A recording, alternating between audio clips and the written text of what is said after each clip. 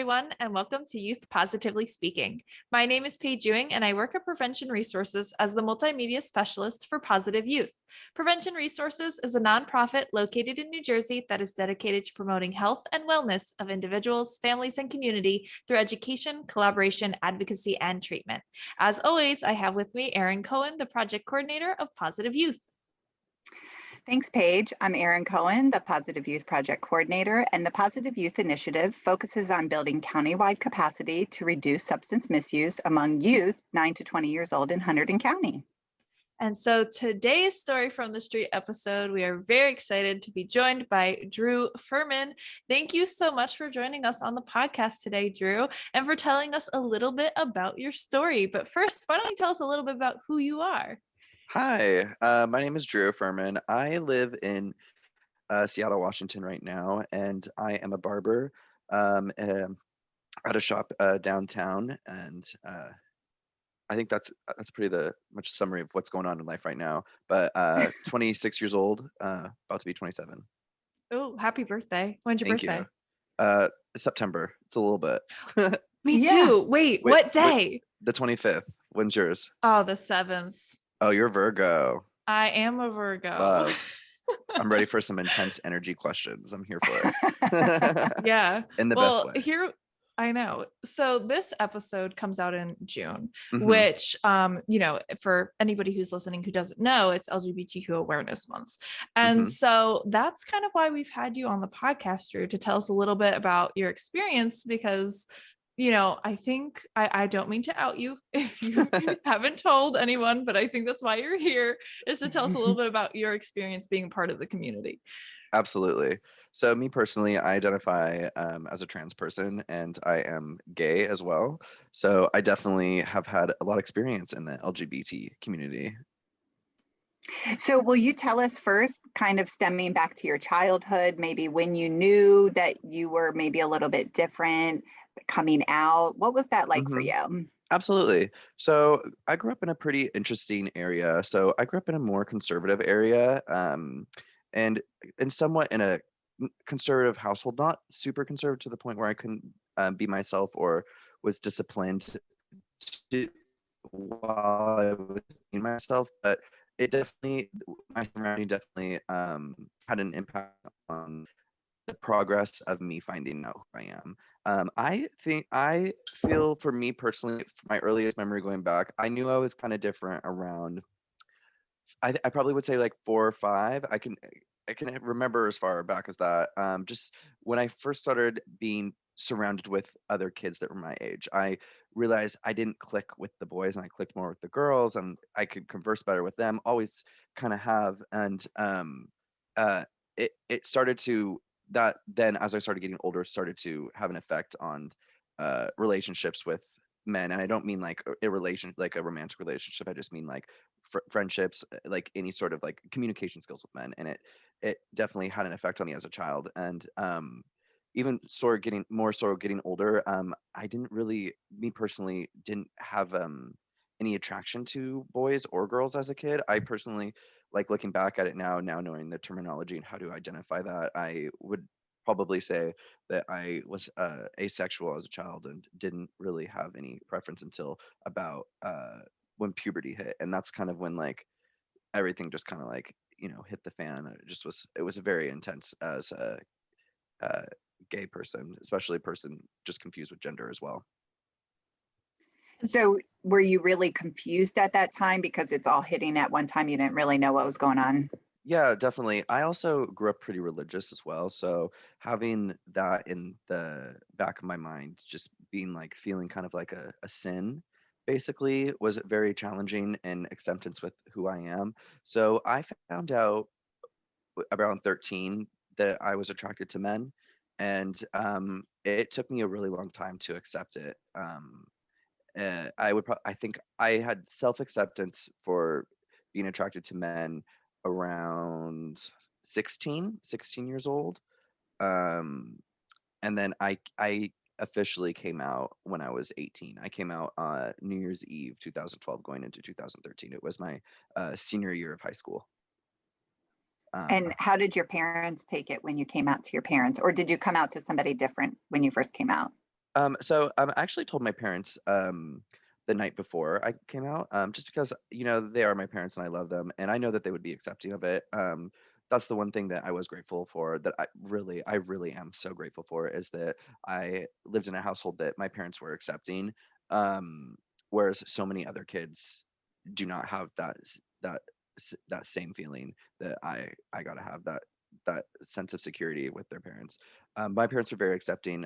Actually, when I did come out, I told them beforehand. I was like, "You probably already know this," but my mom has told me that she knew that I was gay since she said it was about age 2 that she realized that there's a possibility. And I even remember being pretty young, in the back of the car with my sister, and my parents telling us that if one of us was gay, that they would love us no matter what.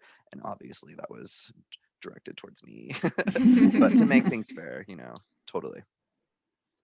And so, obviously coming out, it's a big emotional process, but were you able to find other people like in your community who are able to kind of support you going through that process, or did you kind of have to do it by yourself? Unfortunately, I did not have any gay friends growing up. I pretty much did a lot of things on my own. I really didn't really have any other gay influences. I do want to say though, I know I personally love Lady Gaga, and she always has, still does have a voice for the LGBT community. And I really think that her words helped me a lot, like especially when I was a teenager, and especially that intermittent time that I was talking about of realizing I was gay to the point of accepting it. It it really helped a lot to see somebody that I looked up to so much speaking so much about um, LGBT rights, and knowing that I wasn't alone. That really showed me that I wasn't alone. But growing up, there were other gay kids at school, but I personally now think, look at it now, I didn't want to socialize with them, just kind of out of safety, because I was feminine, but I wasn't the most feminine gay person at my school, and so I kind of had that privilege of sometimes getting away with being straight passing. Eh, not not a lot, but more than others. And Mhm. so it kind of, I didn't feel safe. And I know that the other kids growing up where I was growing up definitely had it harder than me sometimes. But yeah, it was definitely difficult. But it's nice to be older now and So have when you were a in high school, lot of friends that, sorry. no, go ahead. um, but it's so great now to have gay friends now. Most of my friends now are gay. So when you look around and you're out and about, what is the Hmm. general experience for you being trans? Do you find that most people are supportive? Do you hear the whispers? Do you hear stuff? Do people ever, because there is a lot of people out there, especially when it comes to bathrooms where it gets very divided on where people stand. What are some experiences that you've dealt with in that sense? Um, I feel like being trans definitely is a lot more difficult than being gay, and even when it comes to like me personally having to accept that side of myself, I found it a lot more difficult than being gay. But my experience with other people with it, um, it's actually really crazy. A lot of my the most of the people that have had an issue with it have been other gay men. It's there's a lot of internalized homophobia and transphobia within the gay community, and that's usually where I got a lot of negative feedback from. Most of the time, if somebody is going to say something negative to me that is a stranger, it's usually going to be a straight male. They usually will say something negative about me. But I don't take it personally, because I know at the end of the day, they're the ones that are attracted to me, but won't ever accept themselves. So I more feel bad for them if out of anything. So And I think that's such a great attitude to have. And it's, in college, I had a lot of friends who were, somehow a part of the LGBTQ community. And the thing that always got me was like, why does it matter what a person thinks about themselves? Like, it's not hurting you. It's not influencing you. This is just who they are. Why can't we get to that point? And so, for anybody who's listening, what would you say is the most important thing for if somebody comes out to them and it's like, either I'm gay or I'm trans? What do you think is the most important thing for them to say in that moment? Do you mean the sense of like the person hearing somebody else say that they're gay or trans? I think just to listen is the most important thing. And um, maybe if the person is still kind of unsure, maybe try not to put your own definition on it and let them define it for themselves.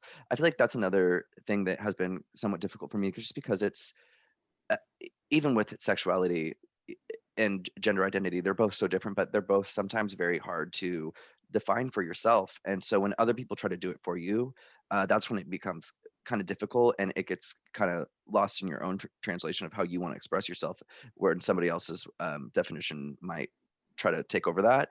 So I think just being open and listening to what that person has to say, and just be loving. I think that's also important, because when you're going through something like this, you really do need kindness.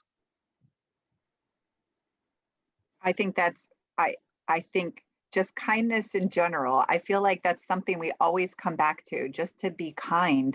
And so you're not hurting anybody by being who you are, right? Absolutely. Yeah. So have you ever had an experience where you were worried about your safety? Unfortunately, yes. There's been a couple instances that have left me feeling unsafe. I'm very fortunate to live in Seattle, where most people are, I would honestly say, on the right side of history, in the sense that nobody's going to really mess with me. But there's definitely been some times where I've been in vulnerable spots. The other day, it was in the middle of the day. This man asked me for money for gas, and I was kind. I gave him the benefit of the doubt, and I gave him some money. And said he was living out of his car, but he started to follow me out of the gas station. I lost him, but then the next day I ran into him again, and he kind of like cornered me. That it was not. That was an instance where I felt very endangered, and I kind of felt like he was going to trying to like kidnap me. He was trying to get me to come in his car. That was the most recent thing. There's been some times where I was definitely in the wrong neighborhood, and I'll hear comments and stuff. But for the most part, most people have left me alone. I think the craziest thing I think that has like happened to me while living in Seattle wasn't even when I was out as a trans person. Somebody pulled a knife on me waiting for the bus, but I don't know if it was anything like personal. I just think it just happened. Right. So, Drew, you were talking about at 18 is when you came out as gay. Mm-hmm. How long after was it before you started identifying as trans? It took a while. I personally, when I came out as gay, I kind of forgot that I had feelings of gender dysphoria, and any feelings I had, because I had them as a child, feelings of gender dysphoria, feeling like something wasn't right with how I wanted to present myself, but realizing that I was gay really took over that. And I had what is that? I guess unlocked all these memories when I kind of realized. So I had a realization that something was up with my gender when I was 20, and it wasn't until 23 that I accepted it for myself, and I started changing how I presented myself around 24. So it took about a year to kind of like be like, okay, this is what I'm going to do. This is how I'm going to accept myself. But I will say those from 20 to 23 were the hardest years of my life. And well, why do you think that was the hardest time? Well, here's the thing too, just because I knew that the way people are going to see me is going to be completely different. I knew I would lose friends. It's really unfortunate, but I even have some family that don't talk to me anymore. So I knew that, walking around as a gay male, I have this privilege where I am safe, and I know most people aren't going to mess with me. But now putting myself as a trans person, it makes it more difficult for me to kind of not stick out. So unfortunately, I mean, it's great sometimes, but sometimes it's not when you're not trying to, I get a lot of attention, and sometimes it's unwanted attention, and it's never, I'm never asking for attention, but sometimes it can be very negative, and that's when it's stressful. Yeah, I can see that with it's interesting because we talk about the LGBTQ community for lesbian and gay people, and some of the hardships that they have, but it is interesting as a trans person that you talk about someone who's gay, maybe not, they have that privilege of almost camouflaging in with everybody else, if Yeah, I'm saying that correctly. Like that you can be gay and nobody knows if you're just sitting on the bus, but when you're sitting on the bus as trans, you know, right? yeah, usually, and that just goes for some gay people. I think that it depends person to person, honestly, especially where you live, because um, it e- even like a gay person, like I just know for me, because like I was not, I didn't really dress feminine. I when I was younger, like, but people just knew, and it was not safe. Like I was extremely bullied as a child, and unfortunately, if you don't process that, then it comes back, and that during that time where I was finding out when I was trans, I was also dealing with I was diagnosed with PTSD from childhood bullying as a teenager. So I was also dealing with that coming back up, and the issues that has caused me as an adult, even today. And it has really affected my trust with mainly men, unfortunately. So it definitely it plays a role in your life later, but it's it's up to you on how you want to handle that and deal with that. Yeah, and with it being Pride Month, one of the things that Paige and I really have been trying to talk about is that the LGBTQ community is more at risk for substance use issues. And a lot of it is trying to cope and deal with being different or coming out, and people use substances to cope with that. So, we're always constantly talking about healthy coping skills, and some things that you can do that will help you feel better where you're not resorting to that. And I'm glad that you talked about Lady Gaga, because that is a great coping skill, like listening to Lady Gaga, seeing Lady Gaga, and doing that, um, so that you can avoid some of the other things. Not saying that you're not using any substances or going out and doing things like that, but just that, um, a way of coping and handling, like you said, the PTSD of what it was like getting bullied when you were in high school. Totally, totally. Music was a huge coping mechanism for me. It was my way of kind of drowning out the world a little bit, in a sense. I also used art as a huge outlet of self-expression, and just to get out my feelings, especially in that time when I had so much pent-up energy and anger and aggression. Yeah, just a lot of emotions, just trying to figure that out. So it sounds like just in a few short years, you've really kind of come into your own, and really accepted you for who you are and going out. So you're a barber, and so when I hear barber, I think of men. So are you cutting men's hair only, or do you do women's hair as well? I do all hair, but Okay. primarily my client is a male. Yes. Okay. I do have a lot of lesbian women, though. I have a lot of lesbians come see me. I love my lesbian clients. Well, so I have a question, Uh-huh. because I know that I have a few listeners that are, definitely generationally older. And like I've had a whole conversation with my grandmother about pronouns. And Hmm. so, Drew, what pronouns do you use? I'm really glad that you actually asked this. I think it's another thing. That's another thing that's really important is pronouns, and making sure that you are using the correct pronouns. Me personally, I do not have preferred pronouns. I kind of just go with the flow. Everything changes every day. Most of my friends call me use she, her for my pronouns. Uh, some use he, him, some use they, them. I personally do not have a preference. Whatever comes naturally is what I accept. But that's person to person. So I think that being just the most important thing is just kind of circle back to the question earlier. It's like when somebody comes out as trans to you, I think asking what their preferred pronouns are is a great start with even your own way of like, having a trans person in your life, in your circle. And so this whole time we've been calling you Drew, but Mm-hmm. you said like you present feminine. So do you ever want to change your name? Do you just like your name? I know that's a lot of questions people have of like See, your I name. always think Drew now because Drew is primarily a male name, Uh-huh. but I always think of Drew Barrymore. And so I kind of feel like with Drew. Drew for you can really go either way.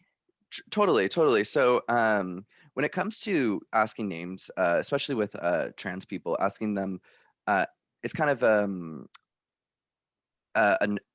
you're fine by asking that, but just me personally, it's fine. But like, it's kind of not a appropriate question to ask trans people what like their old name was. But like me personally, my birth name is Andrew, and my parents still call me Andrew.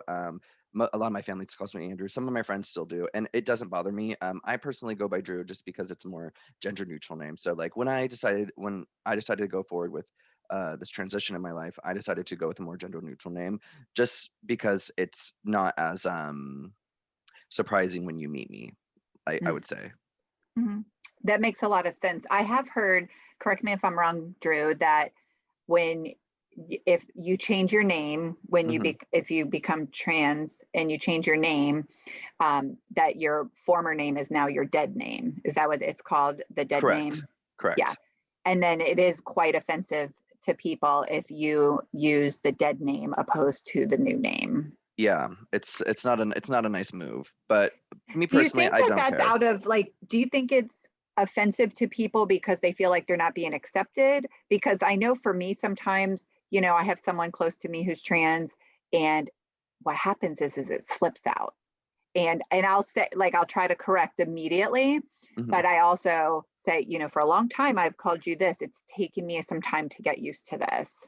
It's almost kind of like when I got married and I changed my last name. You still call your last name like your maiden name, and then, Totally. I think that you're doing the best that you can do, and I think as long as you're not doing anything out of spite or anger, it I think that what it happens, and that's just kind of how it is. But I think most of the time, as long as it's not like out of pettiness or like to be hurtful, most people usually don't have a problem with it. I just know that just correct yourself and just move on, because the more you spend time on trying to like correct yourself or like apologize or anything, the more awkward it is. Or, like it's awkward on both sides, because it's absolutely. awkward for you because you're kind of dealing with it, and then awkward for us because I feel like a lot of people are trying, of course, like Paige was talking about, with the older generation, there's still a lot of people that are kind of a little behind, and they are struggling with how people are now necessarily. But I think it does become awkward in that sense. Totally. And I also feel like a lot of the times the older generation are struggling too. It's just because trans people, especially even like me, someone who is more not, in the middle of the gender spectrum, have always been around. It's just that we've never really had the language to describe it. So basically, now that we have the language, it's harder for, I feel like, the older generation to learn this new language, in a sense, if that makes sense. Yeah, I mean, this isn't a new thing by any means, because, No. when you see people, I'm always fascinated by men or women, when they're in their 60s or 70s, that all of a sudden, we could even talk about like Caitlyn Jenner. When Caitlyn Jenner, how old was Caitlyn at that time? 50s, 60 years old, and maybe had felt that way, just like you, Drew, for many, many years, but didn't feel like 50 years ago that you could come out and say, I want to be, identify as a woman and dress as a woman, because it just was not accepted. And now, you're lucky it's 2021, right, Drew? Absolutely. I am very thankful that I'm able to be in the time that I'm at right now, because I know that and I know I don't think I would have survived if it was any time before this time, unfortunately. But that is the sad reality of it. But I know even with like Caitlyn Jenner, I'm not a Kardashian fan. I don't keep up with the Kardashians too much. But when Caitlyn did come out, it did spike a little interest more into the show, and especially that was at the same time that I kind of was realizing who I was. In all honesty, that week the Vanity Fair photo shoot was published, where she came out. That's kind of what got the ball rolling. That's kind of when a light bulb went off, and it was around that time, and that's kind of what I was like, oh, you know, these repressed memories kind of started all coming back up again. But I know that the girls and the Kardashians, when they were younger, they caught Caitlyn. They caught her stash, I think, if I remember correctly. I guess they found some of her women's clothes, and I think it was Kim walked in on Caitlyn in the middle of the night wearing a dress and heels or something like that, and was very confused, but never said anything to the mom. I'm not 100% positive. This was just from what I can remember. It was also this. I think this came out in like 2016. So. Yeah, I mean, and that's exactly what would happen, is that people were just dressing up in their bedrooms or in their own homes. They weren't really going out necessarily. So before we end, our focus really is on youth 9 to 20 here in Hunterdon County. And if you were to just say something to a teenager that's out there right now that's kind of struggling, how you were, or maybe being bullied in high school, what would you say to a teen who might, be trying to figure out how to come out to parents, how to come out to their friends, or, just struggling in general? What would you say? Well, it's a little cliche, but this is what I remember as a kid, that it gets better, and it really does. And I think the most important thing is just to remember to be kind to yourself. Don't put so much pressure on yourself, and you really have to learn to love yourself, because you're stuck with yourself for the rest of your life. And I think for me, at least when I was younger, I put a lot of pressure on myself. So just be kind to yourself, and remember that it's always wrong to hate, but never wrong to love. Well, thank you so much for coming on the podcast today, Drew. It was so wonderful to have you. And of course, for our listeners, for more information about building inclusive communities, please visit our website at njprevent.com/positive youth. And thank you for listening in. We'll see you next time for more Youth Positively Speaking.